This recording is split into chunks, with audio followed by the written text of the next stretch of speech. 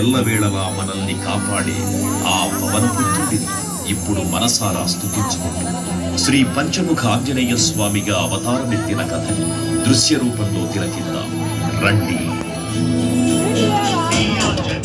ప్రసన్నాంజనేయం ప్రభాదివ్యకాయం ప్రకీర్తిప్రదాయం భజేవాయం భజేవానగాత్రం భజేవం పవిత్రం భజే సూర్యమిత్రం భజే రుద్రరూపం భజే బ్రహ్మతేజం. అది రామాయణ మహాయుద్ధం భీకరంగా సాగుతున్న తరుణం. శ్రీరామచంద్రుని సారథ్యంలో వానర సైన్యంతో విజృంభిస్తూ లక్ష్మణస్వామి తనతో పోరాటం చేస్తున్న రావణుడి కుమారుడు ఇంద్రజిత్ తలని బాణంతో ఒక్క వేటుతో వేరు చేశాడు. ఇంద్రజిత్ మరణ వార్త విన్న రావణుడు ఆవేశంతో ఊగిపోయాడు. ప్రతీకారం కోసం పాతాళ లోకాధిపతి తన సోదరుడు అయినటువంటి మహిరావణుడి సహకారం కోరాడు. సాయంత్రమీ నామ సంకీర్తనలు చేసి నీ రూపు వర్ణించి నీ మీద దేదండ సంచేయ నీ మూర్తి గావించి నీ సుందరం పెంచి నీ దాసదాసుండనై రామ వస్తుండనై నిన్నునే గొల్చెదను. నీ కటాక్షంబునం చూచితే వేడుకలు చేసితే నా మురాలించితే నన్ను రక్షించితే.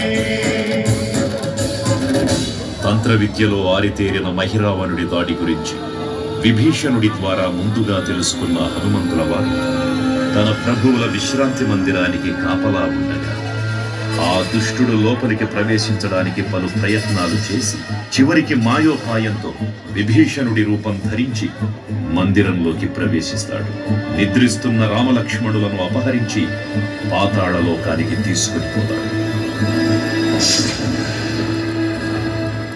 అంజనాదేవి గర్భాన్వయా దేవ నిన్నెంత వాడన్ దయాశాలి వై చూచియుందాత వై చూచి కస్కరన్ నిలిచియున్ తొల్లి సుగ్రీవకున్ మంత్రి వై స్వామి కార్యార్థ వై ఏగి శ్రీరామ సౌమిత్రులను చూచి వారిని విచారించి సర్వేసు పూజించి యజ్ఞాను సంబంటు గావించి వారిని సంపించి కాకు సతిలకు పాదృతి వీక్షించి కిష్కింధకే తెంచి శ్రీరామ కార్యార్థమై లంకకే తెంచియున్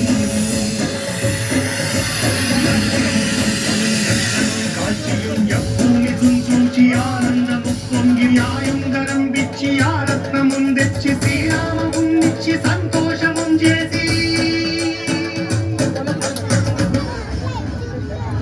తన ప్రభువులను కాపాడుకోవడానికి వాయువేగంతో పాతాళ లోకానికి చేరుకున్న ఆంజనేయ స్వామికి సగం మొసలి సగం వానర రూపంలో ఉన్న వింత జీవి ముఖద్వారం వద్ద కాపలా కాస్తూ కనిపిస్తోంది.